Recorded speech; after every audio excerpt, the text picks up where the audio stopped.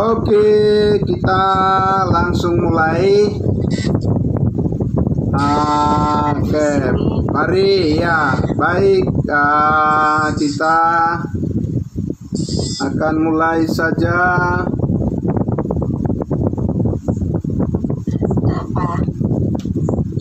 Oke ya.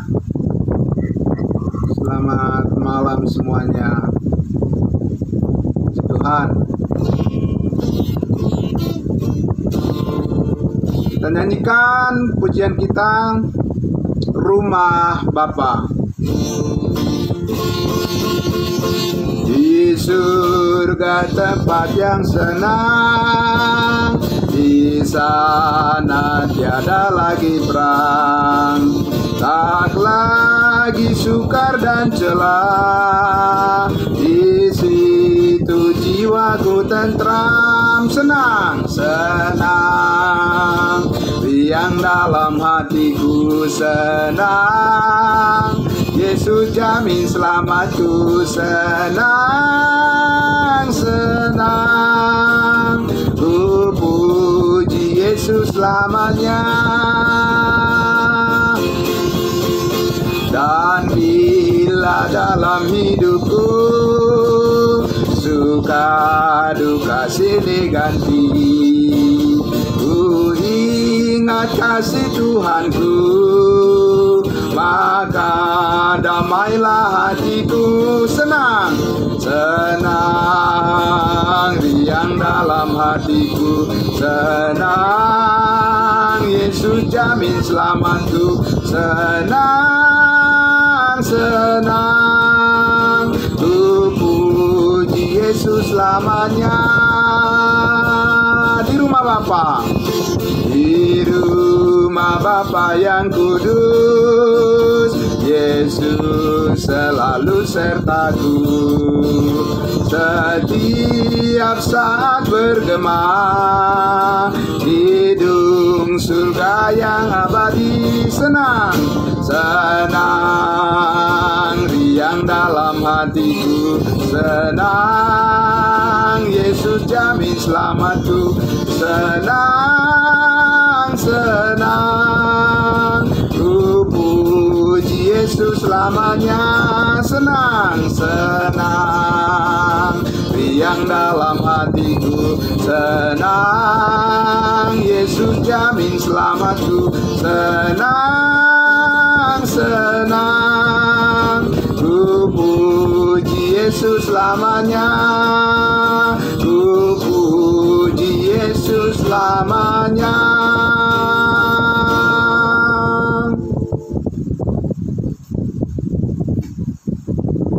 Oke, baik.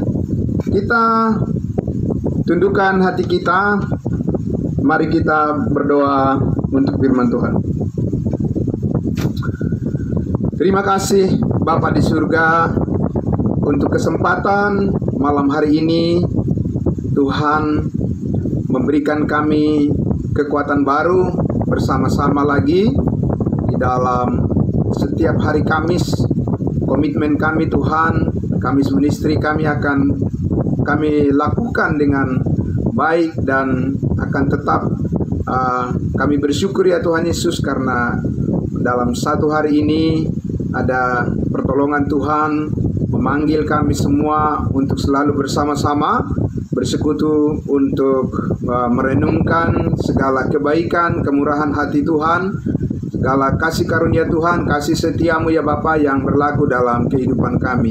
Terima kasih Bapa di surga, kami akan melanjutkan lagi Tuhan, akan mendengarkan dan memberitakan kebaikan Tuhan, firman yang terus memperlengkapi hidup kami ya Bapa.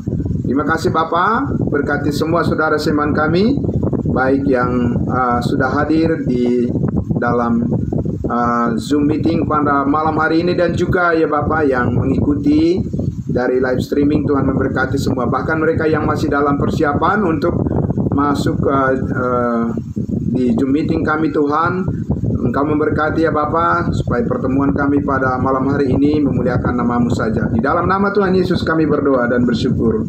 Amin. Amin. Ya, puji Tuhan. Baik Bapak Ibu, yang dikasihi Tuhan Yesus Kristus, tadi kita sudah mendengarkan bersama bagian yang pertama dari pembahasan pemaparan firman Tuhan dengan topik yang sudah tadi kita sepakati, ya, bagaimana kita memaknai kematian, kebangkitan, dan kenaikan daripada Tuhan kita Yesus Kristus, ya, bersama-sama dengan semua orang percaya di seluruh dunia ini. Amin. Dan kita berterima kasih untuk semuanya yang sudah hadir. Kiranya berkat Tuhan senantiasa melimpah kepada kita, dan kita tidak akan kekurangan karena Tuhan mencukupkan apa yang kita perlukan semuanya. Amin. Puji Tuhan. Terutama kita diberikan kesehatan yang baik dan kekuatan yang baik dan damai sejahteranya untuk senantiasa bersyukur untuk firman Tuhan yang akan kita dengarkan bersama. Dan ini adalah bagian yang kedua, ya, dari topik yang sama pembahasan kita, ya, firman Tuhan berkaitan dengan bagaimana kita memaknai akan besarnya kasih Tuhan melalui pengorbanan Kristus Yesus dan juga kebangkitan dan kenaikannya, menjadi harapan yang sangat luar biasa bagi kita semua orang yang percaya kepadanya, ya, karena kita akan sama-sama melihat lagi bagaimana sesudah Yesus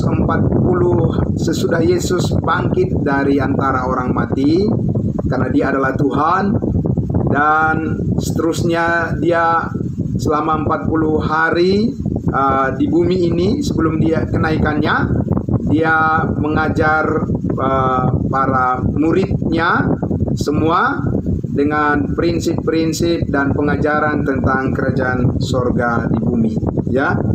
Nah, sekali lagi saya mengajak kita untuk membaca hal ini, ya, di Lukas pasalnya yang ke-24, ya, Lukas pasal 24.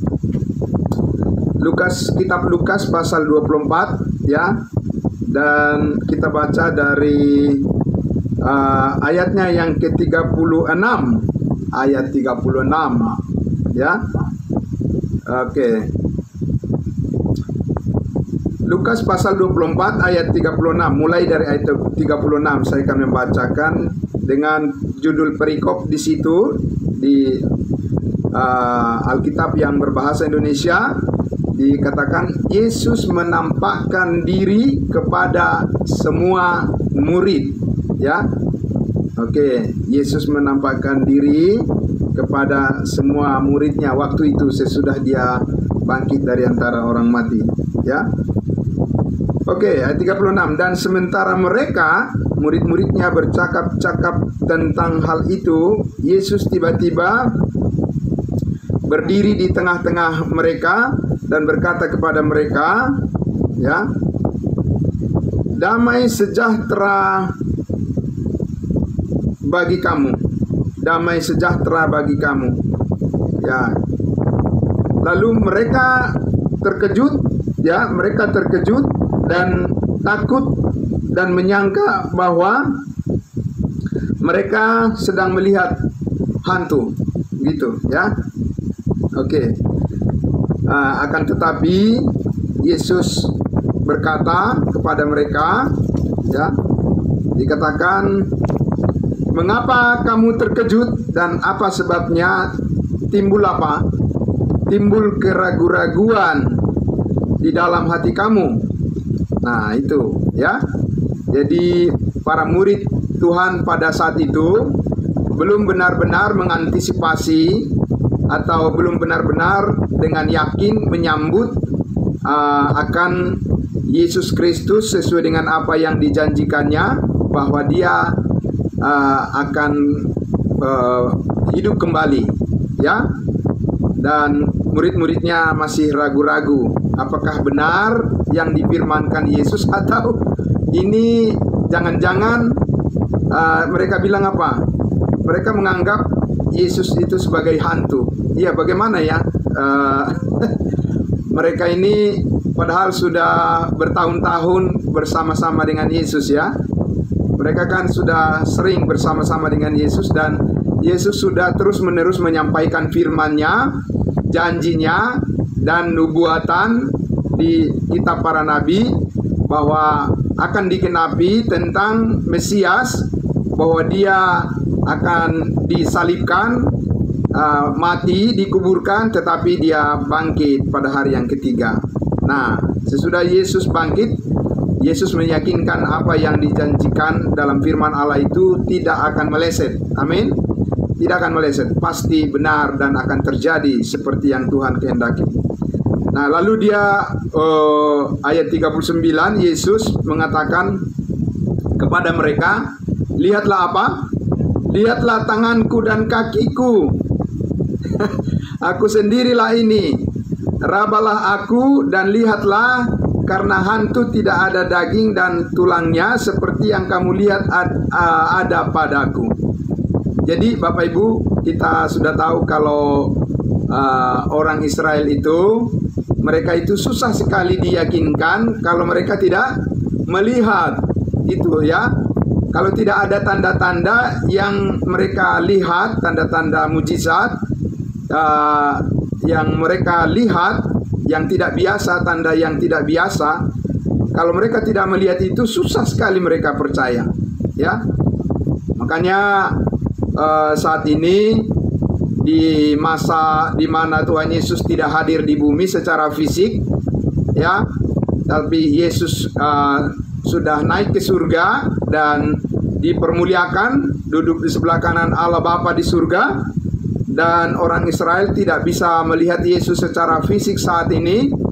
Mereka tambah susah lagi mereka untuk percaya ya, karena pada waktu Yesus menunjukkan banyak mujizat saja, menunjukkan banyak tanda saja, ya mereka susah percaya, apalagi sekarang ini ya.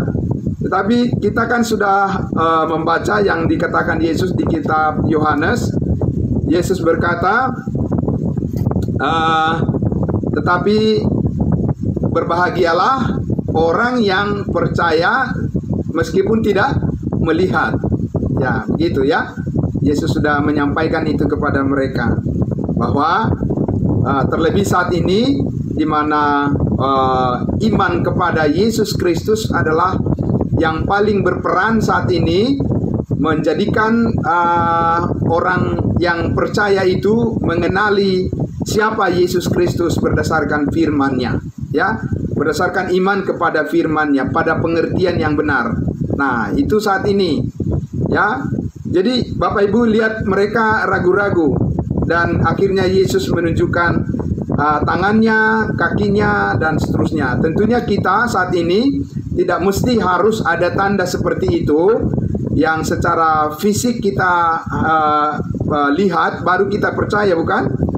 Karena saat ini Rasul Paulus mengatakan bahwa iman kita itu terbit, atau iman kita muncul, atau bahkan iman kita berbuah karena kita apa? Percaya, bukan karena melihat ya.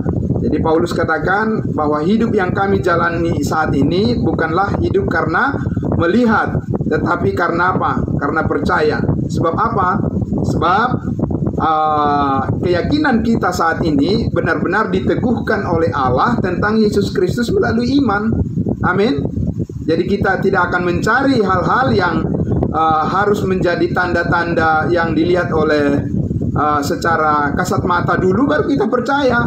Karena apa? Karena ada firman Tuhan yang menjamin betul-betul bahwa apa yang dikatakan oleh Tuhan itu adalah benar. Dia tidak berbohong, Tuhan tidak pernah berdusta, tetapi dia selalu benar di dalam apa yang difirmankannya, dalam kebenarannya ya. Nah, jadi kita lihat di situ Bapak Ibu, ayatnya yang ke-40 ya, masih Lukas pasal 24 ayat 40. Sambil berkata demikian, ia memperlihatkan tangan dan kakinya kepada mereka. Tangannya yang dipaku dan kakinya juga yang dipaku. Ya, sesudah Yesus bangkit pun dia masih menunjukkan ya bahwa itu masih ada tanda ya. Bapak Ibu Saudara, supaya apa? Sebenarnya tidak perlu Yesus harus menunjukkan itu kan? Tidak perlu harus memperlihatkan itu pada mereka, seandainya mereka mau percaya dengan firman yang sudah disampaikan oleh Yesus pada mereka, ya. Jadi Bapak Ibu, untuk percaya kepada firman Tuhan itu susah apa gampang ya? Ya, sulit atau mudah untuk percaya pada firman Tuhan. Ya. Nah, saat ini tentunya bagi kita, karena kita sudah bisa belajar lebih banyak dari kegagalan-kegagalan orang yang percaya di zaman yang dulu, ya. Dan juga tentunya kita juga bisa belajar dari keberhasilan-keberhasilan mereka, bagaimana mereka percaya kepada firman Tuhan dan akhirnya apa yang difirmankan Tuhan menjadi nyata. Maka kita pun saat ini tentu lebih lagi, ya, sebagai orang yang sudah diselamatkan, kita semua, dan bahkan kita sudah dimeteraikan dengan Roh Kudus, dan kita mempunyai Alkitab yang sempurna, amin, yang ada di tangan kita, ya, yang menjadi dasar yang teguh untuk menuntun hidup kita. Jadi menghadapi segala persoalan, masalah dalam kehidupan kita ini, ada firman Tuhan yang sudah lengkap. Berbeda dengan zaman yang dulu, ya, waktu murid-muridnya mereka tidak bisa tidak bisa membaca secara lengkap bagaimana kehendak Allah dan bagaimana firman Tuhan yang di mana mereka bisa belajar menjadi lebih dewasa secara iman seperti kita saat ini. Jadi kita bersyukur Bapak Ibu Saudara, kita hidup di masa kasih karunia di mana Tuhan sudah memberikan lengkap kepada kita semuanya, ya, firman-Nya. Nah, Bapak Ibu Saudara, kemudian di ayatnya yang ke-41 dikatakan, dan ketika mereka murid-muridnya, dan ketika mereka belum percaya, ya, belum percaya, dan karena mereka girang dan masih heran gitu, ya. Mereka belum percaya, mereka seperti ragu-ragu gitu, ya.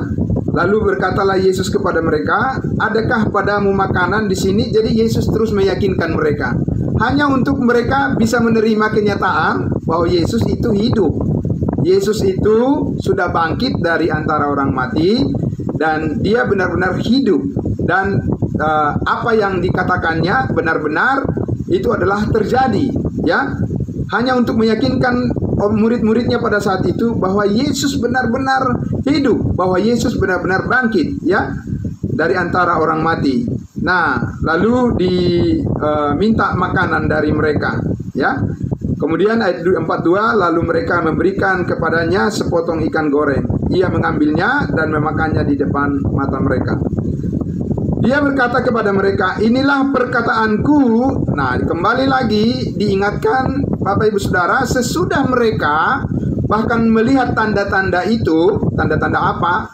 Tanda-tanda Yesus tangannya dipaku, kemudian kakinya dipaku, ya. Mereka pun sudah melihat tanda-tanda itu. Tetap Yesus masih juga menyampaikan hal yang lebih penting dari penglihatan itu. Apa? Apa itu Bapak Ibu? Ya, Yesus kembali mengingatkan kepada firman-Nya. Amin. Karena firman itulah yang paling dibutuhkan untuk meyakinkan orang untuk percaya pada kebenaran. Amin. Bukan apa yang dilihat. Apa yang dilihat itu bisa saja suatu saat nanti akan berubah di dalam bayangan, di dalam ingatan, ya, bisa tambah, bisa kurang. Kan namanya manusia, ya, punya keterbatasan kan. Tapi firman Allah itu tetap benar, ya, tetap utuh, dan itulah yang paling kita butuhkan untuk membangun iman kita, menuntun iman kita saat ini. Makanya Yesus kembali mengatakan kepada murid-muridnya, ayatnya yang ke-44 itu, ia berkata kepada mereka, inilah perkataanku yang telah kukatakan kepadamu ketika aku masih bersama-sama dengan kamu, yakni bahwa harus digenapi semua yang ada tertulis tentang aku dalam kitab Taurat Musa dan kitab Nabi-Nabi dan kitab Mazmur. Coba itu Bapak Ibu Saudara, bayangkan itu, ya.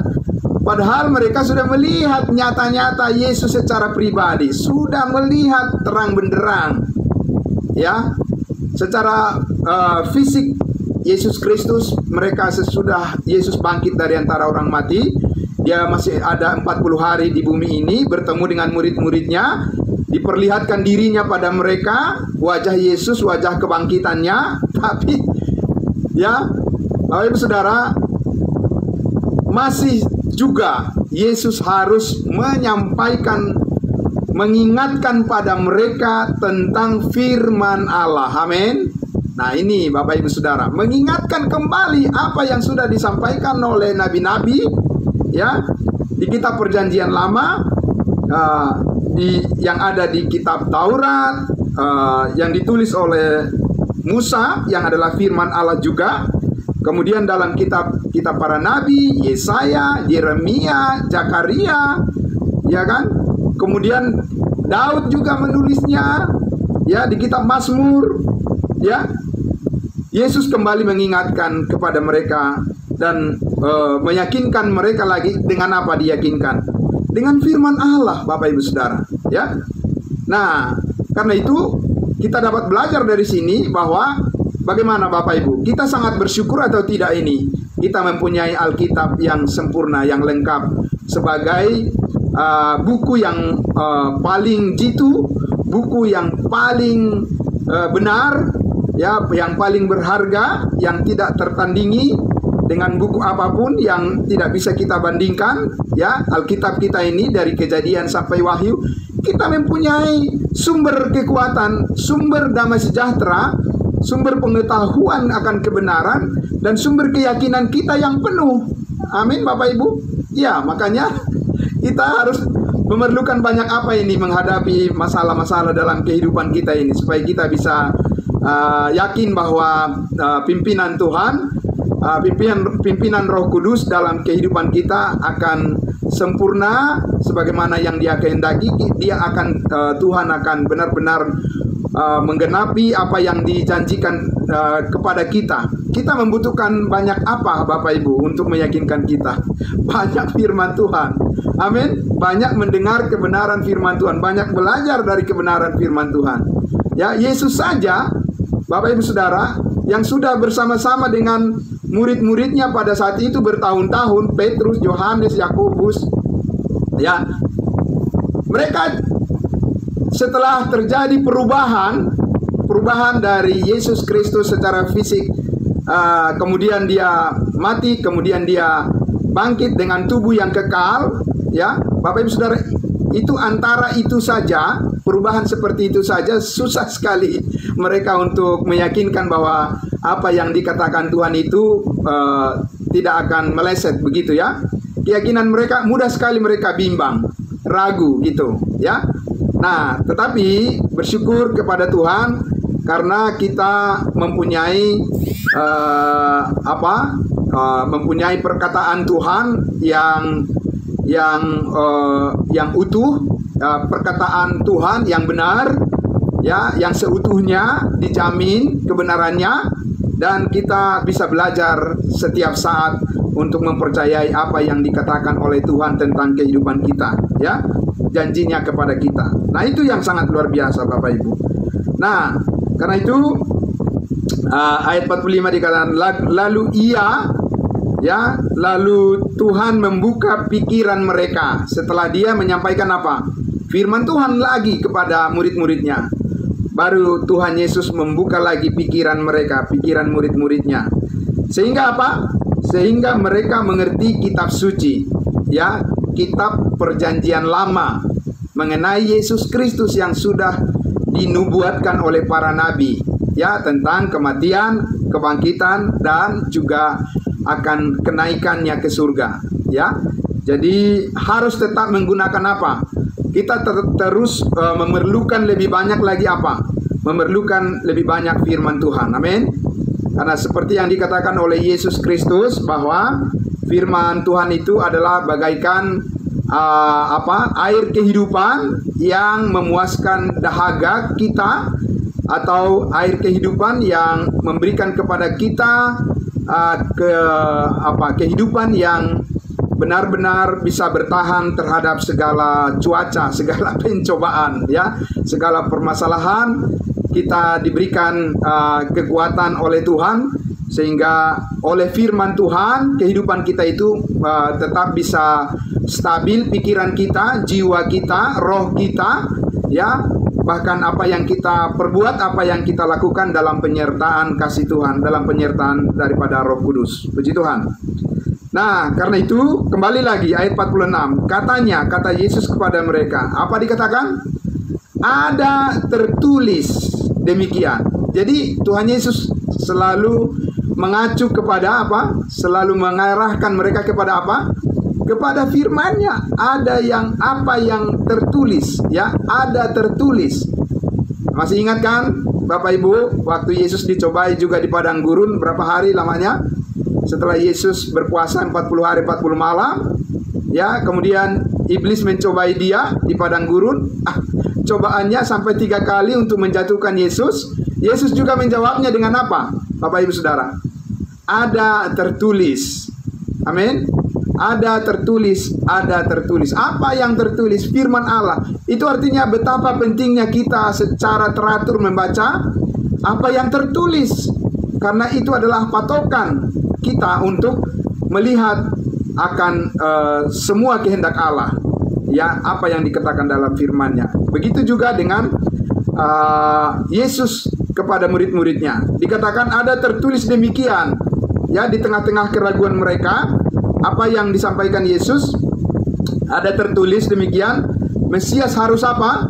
Mesias harus menderita dan bangkit dari antara orang mati pada hari yang ketiga. Dan lagi, dalam namanya berita tentang pertobatan dan pengampunan dosa harus disampaikan kepada segala bangsa. Mulai dari mana? Mulai dari Yerusalem. Tapi saat ini kita tidak perlu harus mulai dari Yerusalem. Kita bisa memulai dari keluarga kita sendiri, dan kita bisa menyampaikan di mana saja dan kapan saja bahwa firman Tuhan itu adalah sumber keyakinan satu-satunya untuk manusia bisa beroleh keselamatan hidup yang kekal. Amin. Nah, Bapak Ibu Saudara yang dikasihi Tuhan Yesus, saya tentu ingin mengajak kita untuk membaca langsung ke ayatnya yang ke-50. Ya, kenaikan Yesus. Nah, ini kenaikan Yesus Kristus. Lalu Yesus membawa mereka keluar kota sampai dekat Betania.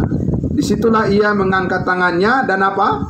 Dan memberkati mereka, murid-muridnya pada saat itu. Dan ketika ia sedang memberkati mereka, ia berpisah, Yesus berpisah dari mereka, dan kemudian terangkat kemana? Terangkat ke sorga, naik ke atas. Amin. Puji Tuhan, ya. Bersyukur karena Tuhan Yesus naik ke surga, supaya dia bisa datang menjemput kita, untuk membawa kita kepada kehidupan bersama-sama dengan dia di dalam surga yang kekal. Amin. Jadi dia harus naik ke surga, karena dengan demikian dia bisa menggenapi janjinya kepada kita bahwa dia akan datang menjemput kita suatu saat nanti. Yesus sendiri akan turun dari surga dan kita akan dihidupkan kembali apabila kita sudah mengalami kematian secara fisik, ya. Tapi kepada kita diberikan tubuh yang baru, tubuh kebangkitan sama seperti tubuh Kristus yang mulia, ya. Nah, Bapak Ibu Saudara, nah karena itu saya mengajak kita untuk melihat satu bagian lagi, bagaimana lebih detail lagi, ya, tentang peristiwa kebangkitan dan juga menjelang kenaikan daripada Yesus Kristus Tuhan kita. Kita akan melihat di dalam 1 Korintus pasalnya yang ke-15. 1 Korintus pasal 15, di mana kita akan membaca di sini, Bapak Ibu Saudara, betapa Tuhan mempersiapkan saksi-saksinya. Amin. Nah, itu yang luar biasa, ya. Tuhan mempersiapkan saksi-saksinya untuk meyakinkan semua orang bahwa Yesus itu benar-benar hidup. Amin. Yesus Kristus itu benar-benar hidup karena Dia adalah Tuhan dan Juru Selamat kita, maka kita akan melihat di dalam 1 Korintus pasal 15, ya. Saya mengajak kita membaca, ya. Dan Bapak Ibu Saudara bisa mengikutinya. Saya akan membaca dari ayatnya yang pertama, ya. 1 Korintus 15. Baik, saya bacakan. Di situ judul perikopnya adalah apa? Kebangkitan Kristus. Dan sekarang saudara-saudara, kata Paulus, aku mau mengingatkan kamu kepada apa? Kepada Injil yang aku beritakan kepadamu, dan yang kamu terima, dan yang di dalamnya kamu teguh berdiri. Amin. Kita teguh berdiri di dalam Injil yang diberitakan oleh Rasul Paulus kepada kita, Injil kasih karunia Allah, yaitu tentang kematian Yesus Kristus, dan di mana tubuhnya dikorbankan dan darahnya dicurahkan untuk menebus kita, mengampuni kita dari segala kesalahan kita, segala dosa kita. Nah, 1 Korintus 15 ayatnya yang ke-2, kita lanjut. Oleh Injil itu kamu diselamatkan, asal kamu teguh berpegang padanya seperti yang telah kuberitakan kepadamu, kecuali kamu telah sia-sia saja menjadi percaya. Ini sudah saya jelaskan. Apa artinya asal kamu teguh berpegang padanya, pada Injil. Artinya kita lihat di situ bahwa setiap orang yang percaya, yang sudah diselamatkan, harus berlanjut terus kepada apa? Datang pada pengetahuan akan kebenaran. Amin. Supaya ketika kita mau menyaksikan iman kita, menyaksikan kebenaran Injil Kristus kepada orang lain, di mana kita berbeban atau di mana kita juga diberikan tugas untuk menolong orang lain, maka kita sendiri juga akan tetap teguh pada pendirian akan kebenaran itu dalam penyampaian kita. Kita tidak mudah terombang-ambing, dan kita tidak mudah ragu, atau kita tidak mudah tidak begitu saja kita menyerah karena ada tantangan-tantangan di dalam pemberitaan kita. Amin. Nah, jadi dikatakan di situ ayat 2 itu, asal saja kecuali kalau kamu telah menjadi sia-sia saja menjadi percaya. Bukan sia-sia, maksudnya adalah bahwa orang yang percaya itu sesudah dimeteraikan dengan Roh Kudus, maka dia suatu saat nanti batal keselamatannya. Tidak, bukan itu yang dimaksud di sini. Tetapi sia-sia menjadi percaya itu enggak berbuah gitu. Amin, Bapak Ibu, itu maksudnya, enggak berbuah.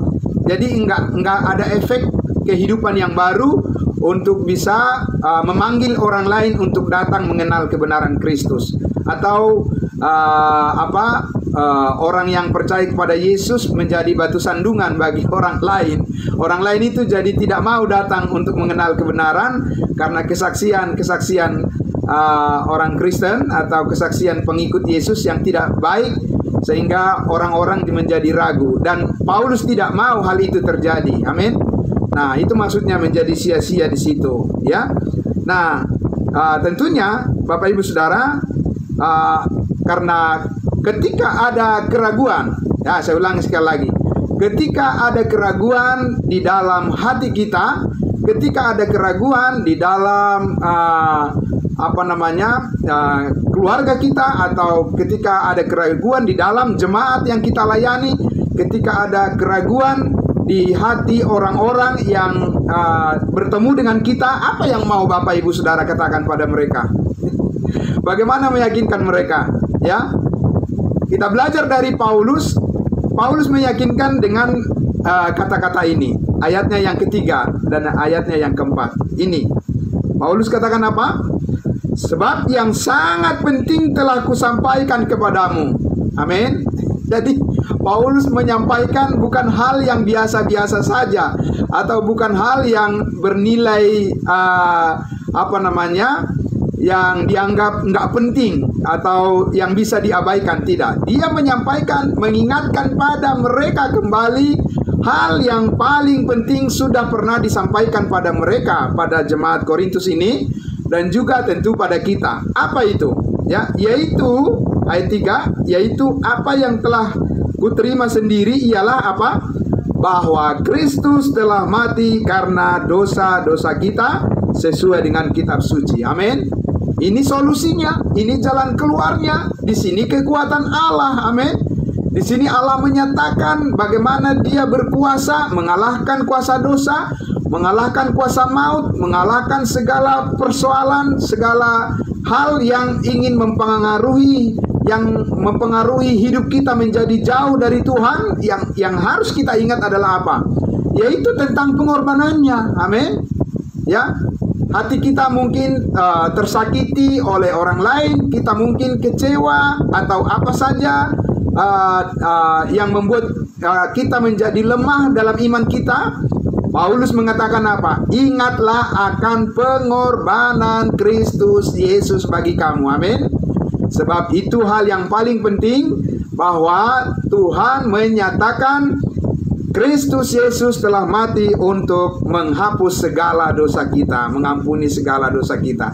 Dia mau mati berkorban, ya, sampai mati di atas kayu salib, ya, bukan karena dia bersalah, tetapi demi untuk menyelamatkan kita. Amin. Ingatlah itu, kata Paulus.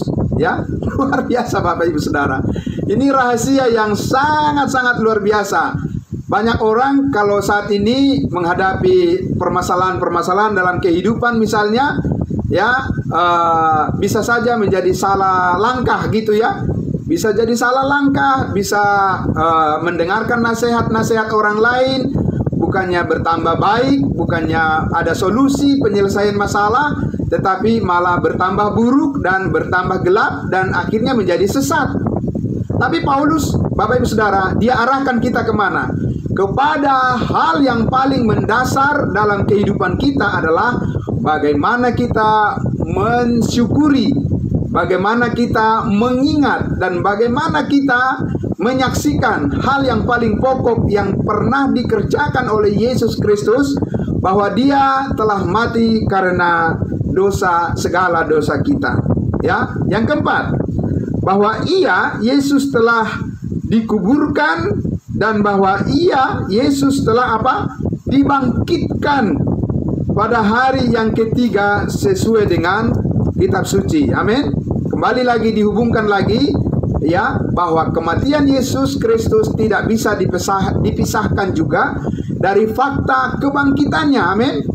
Nah, sama seperti itu juga dengan kita, bahwa ya, kematian kita dulu dikatakan Rasul Paulus dalam Efesus pasal 2, dulu kamu telah mati oleh karena dosa dan pelanggaranmu, ya, tetapi sekarang oleh kasih karunia Allah telah dihidupkan bersama-sama dengan Kristus. Amin.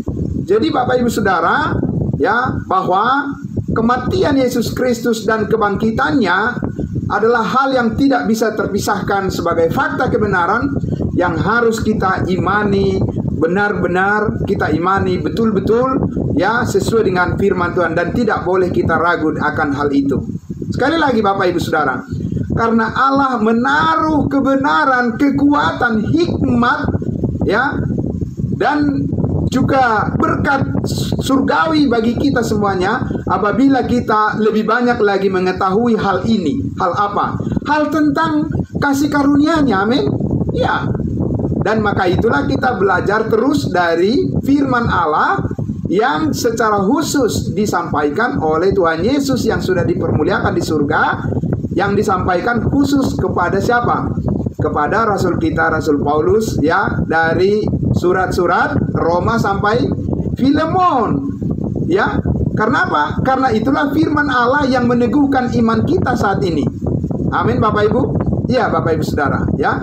Nah, nanti juga akan saya akan membacakan hal itu, ya, kepada kita setelah kita lanjutkan dulu di ayatnya yang kelima ini. Ya. Kita lanjut dulu berikutnya, masih 1 Korintus pasalnya yang ke-15. Bahwa Yesus, ya, telah menampakkan diri kepada siapa? Kepada Kefas sesudah dia bangkit dari antara orang mati. Ya, siapa Kefas? Petrus. Itu tadi yang sudah kita baca di kitab Lukas. Dan kemudian kepada siapa?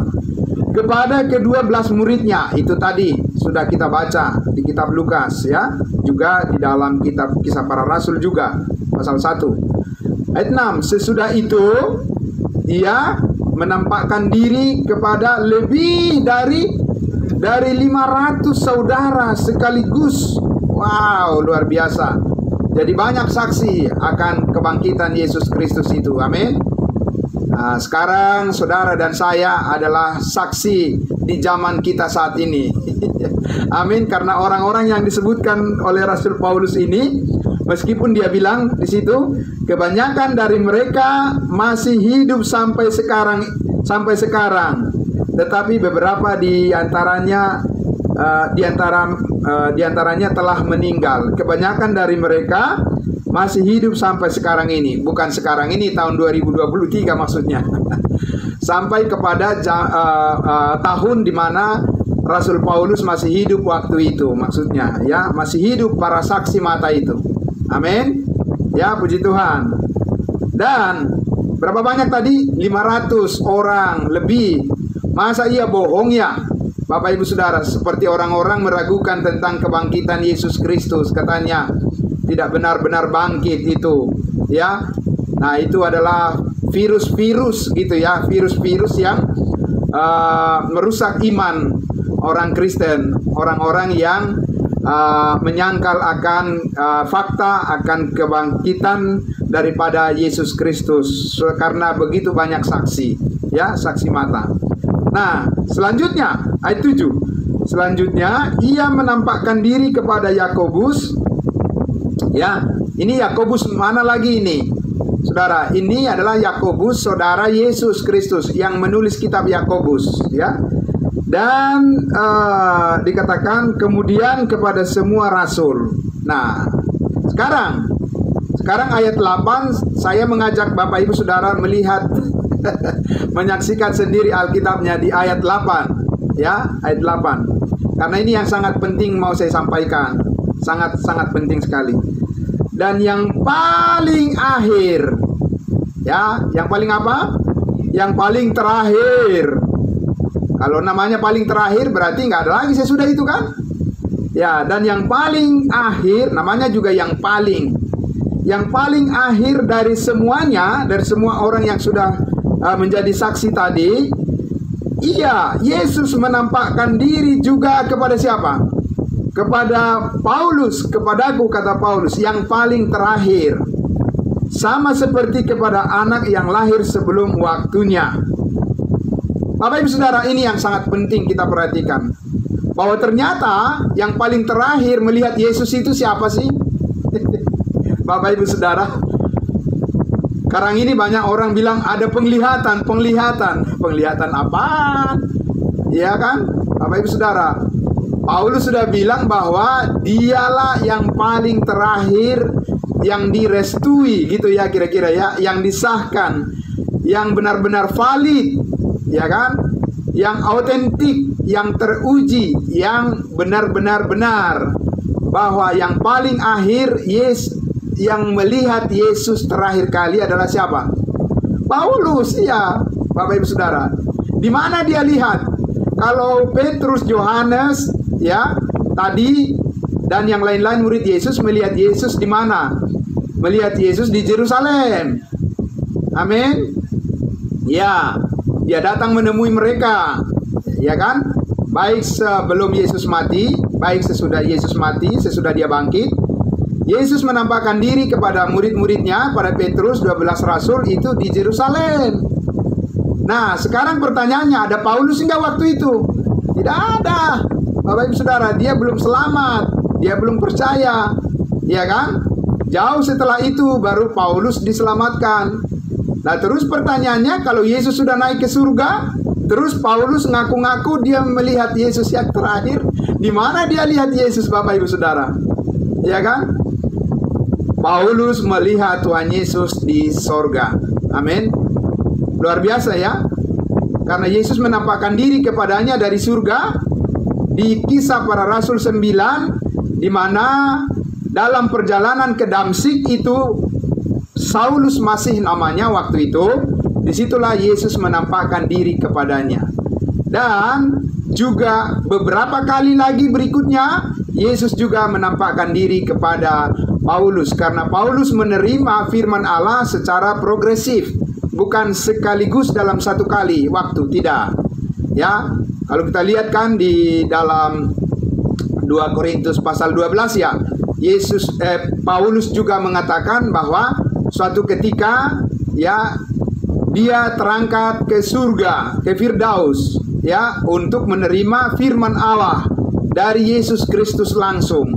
Jadi Bapak Ibu Saudara, Pauluslah yang paling terakhir menerima wahyu dari Yesus Kristus. Jelas ini Bapak Ibu? Luar biasa ini ya. Luar biasa. Ya kan? Kenapa Bapak Ibu? Suatu saat nanti kita juga akan lebih banyak lagi waktu untuk belajar. Karena ada yang mengatakan bahwa Yesus menampakkan diri, memberikan wahyu kepada siapa? Kepada Yohanes, ya kan? Dan ya betul itu. Tapi pertanyaannya adalah, apakah itu disampaikan sesudah Rasul Paulus melihat Yesus yang terakhir atau sebelumnya? Amin. Oleh sebab kitab Wahyu ditempatkan di bagian yang terakhir. Ya, tetapi Paulus mengatakan yang paling akhir Yesus menyampaikan wahyu firman-Nya kepadanya, kepada Paulus ya, Bapak Ibu Saudara.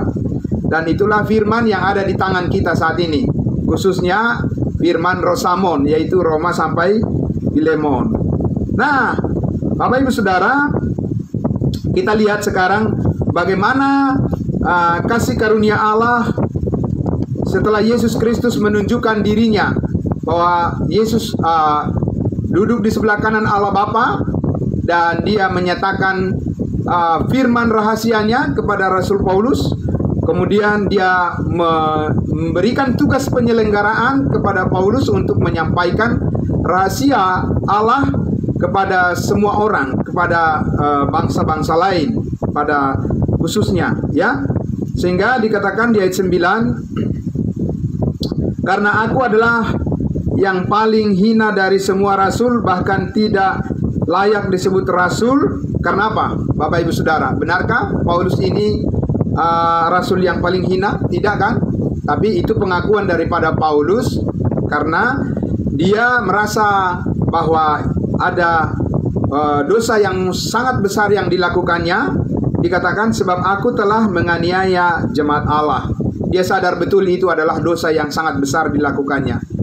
Tapi Paulus katakan justru dengan banyaknya, besarnya dosa yang dilakukannya, dan justru karena itu dikatakan Allah menunjukkan betapa Allah begitu sangat mengasihi dia dan memberikan kepadanya kasih karunia yang paling besar ya, dengan mengampuni segala kesalahan dan dosanya. Makanya di ayat 10 dikatakan tetapi apa? Tetapi karena kasih karunia Allah, bukan karena dia berusaha, bukan karena dia berjuang, ya, bukan karena kesetiaan Saulus, tidak. Tetapi karena kasih karunia Allah, aku adalah sebagaimana aku ada sekarang, dan kasih karunia yang dianugerahkannya kepadaku apa? Tidak sia-sia. Amin. Ya, Bapak Ibu Saudara, ini perlu Paulus tegaskan kepada jemaat Korintus ini, karena jemaat Korintus ini telah membuat kasih karunia Allah sia-sia. Maksudnya apa itu? Ya kan?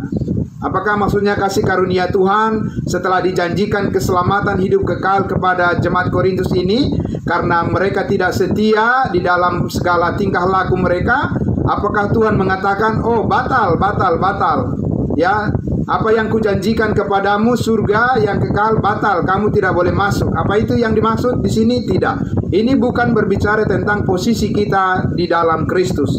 Tapi Paulus mengatakan bahwa ya, kasih karunia Allah itu terus berbuah, ya, dan terus apa yang dipercayakan oleh Tuhan kepadanya semakin itu meluas menjadi berkat bagi banyak orang. Amin.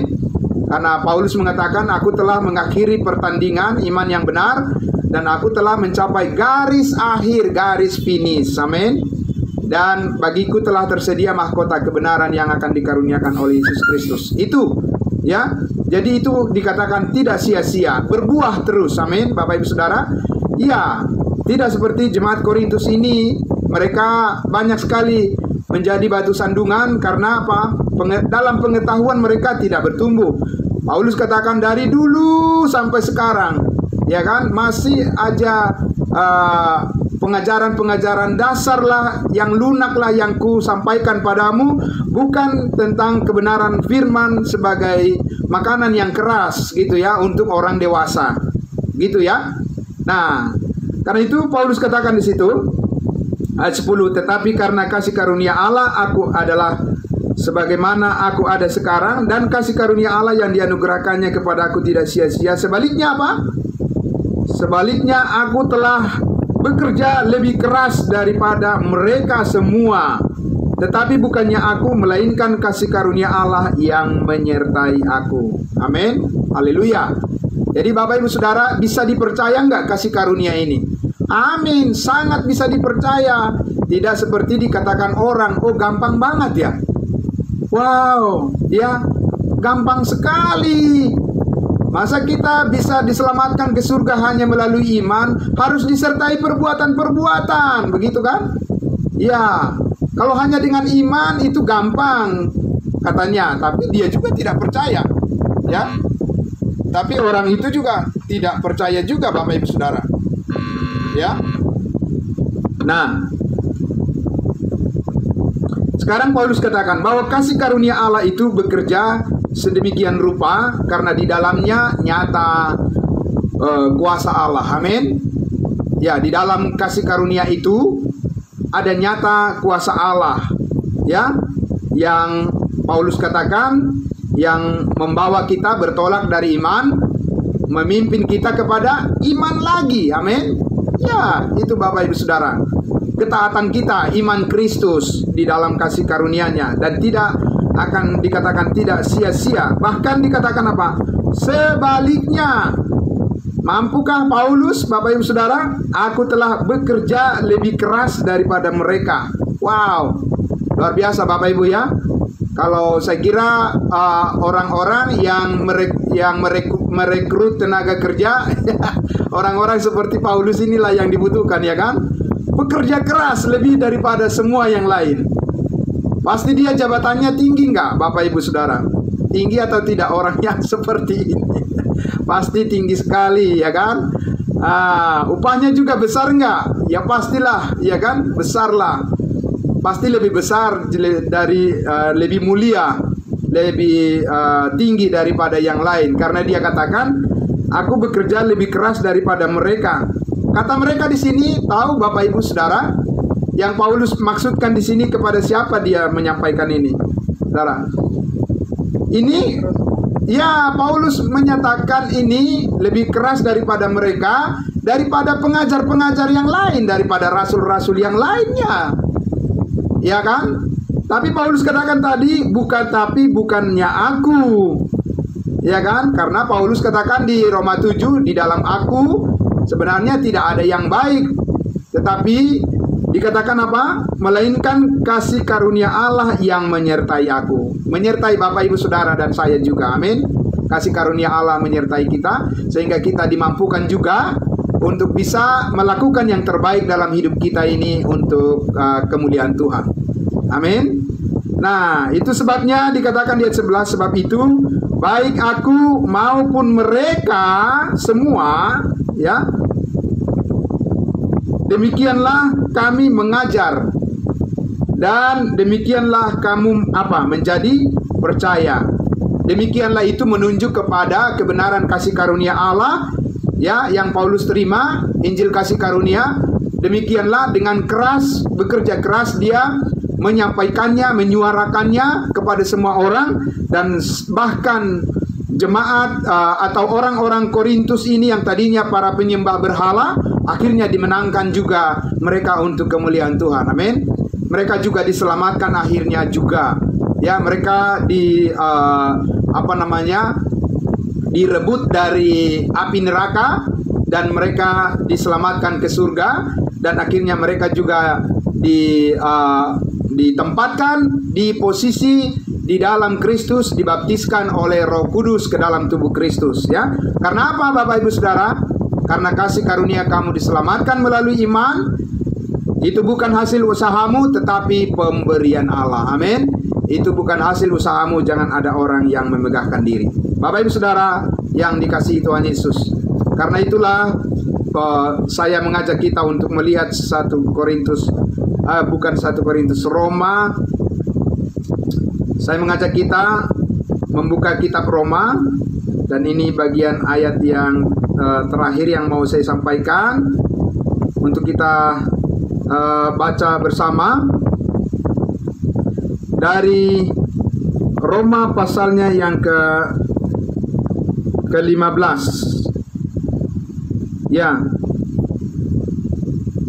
Roma pasalnya yang ke-15.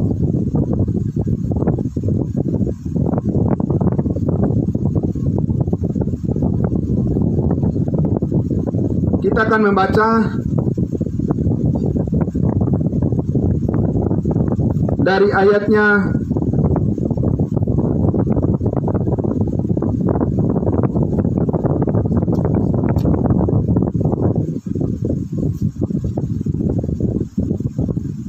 yang ke-16 atau dari ayat 14 saja, ya. Ayat 14. Saudara-saudaraku, aku sendiri memang yakin tentang kamu, bahwa kamu juga telah penuh dengan kebaikan dan dengan segala pengetahuan dan sanggup untuk saling menasihati. Namun karena kasih karunia yang telah dianugerahkan Allah kepadaku, aku di sana sini dengan agak berani telah menulis kepadamu untuk mengingatkan kamu, yaitu bahwa aku boleh menjadi pelayan Kristus Yesus bagi siapa?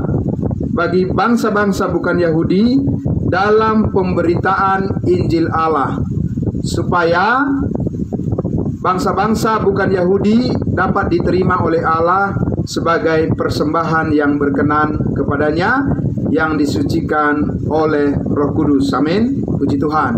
Ya, Paulus ditetapkan oleh Tuhan menjadi pelayan untuk kita, menyampaikan pemberitaan Injil Allah kepada kita, bangsa-bangsa bukan Yahudi. 17. Jadi di dalam Kristus aku boleh bermegah tentang pelayananku bagi Allah, sebab aku tidak akan berani berkata-kata tentang sesuatu yang lain kecuali tentang apa yang telah dikerjakan Kristus olehku, yaitu apa? Yaitu untuk memimpin bangsa-bangsa lain kepada ketaatan oleh perkataan dan perbuatan, oleh kuasa, tanda-tanda dan mujizat-mujizat, dan oleh kuasa Roh. Demikianlah dalam perjalanan keliling dari Yerusalem sampai ke Ilirikum, aku telah memberitakan sepenuhnya Injil Kristus. Puji Tuhan, ya Bapak Ibu Saudara. Jadi Paulus memberitakan kepada bangsa-bangsa lain secara meluas Injil Kristus, Injil keselamatan, dan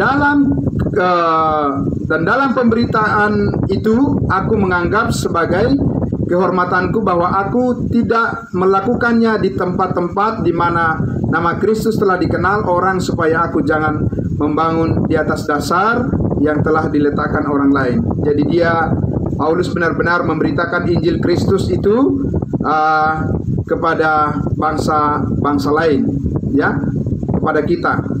Nah, Bapak Ibu Saudara, selanjutnya saya ada satu ayat yang perlu tadi saya lagi memikirkan firman Tuhan ini, dan kita akan langsung saja membaca Roma 16, ya, Roma 16. Roma 16 ayatnya yang ke-25. Nah, ini yang mau saya sampaikan kepada kita, Bapak Ibu Saudara, sebagai penutup dari bagian pemaparan firman Tuhan yang khusus saya sampaikan pada malam hari ini, yaitu Roma pasal 16 ayat 25. Judul perikopnya, segala kemuliaan bagi Allah. 25. Bagi Dia, bagi siapa?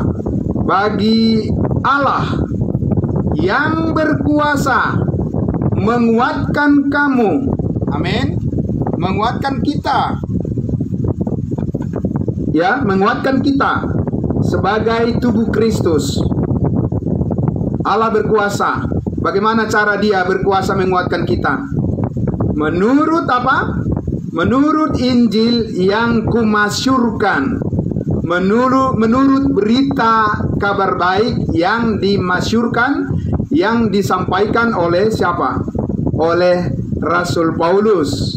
Dan pemberitaan tentang Yesus Kristus sesuai dengan apa?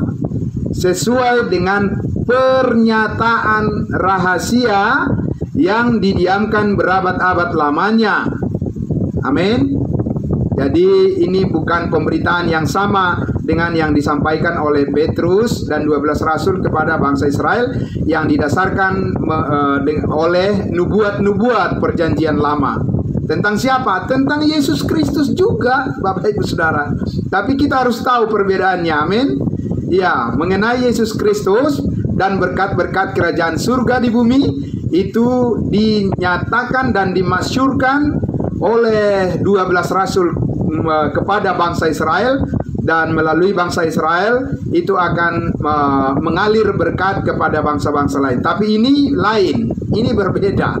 Ya, ini beda sekali. Ya, bahwa kita dikuatkan dan dimampukan, ya, disanggupkan oleh Tuhan Yesus saat ini, oleh Allah saat ini, adalah menurut pemberitaan Injil tentang Yesus Kristus, ya, berdasarkan pernyataan rahasia yang didiamkan berabad-abad lamanya.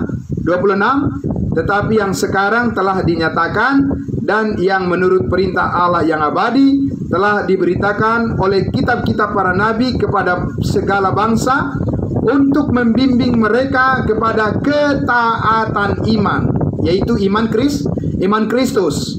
Amin. Ya, Bapak Ibu Saudara, membimbing kita kepada ketaatan iman Kristus, ya, yang dicapai, yang telah diraih oleh Yesus Kristus di atas kayu salib.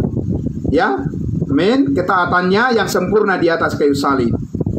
Bagi Dia satu-satunya Allah yang penuh hikmat oleh Yesus Kristus, segala kemuliaan sampai selama-lamanya. Amin.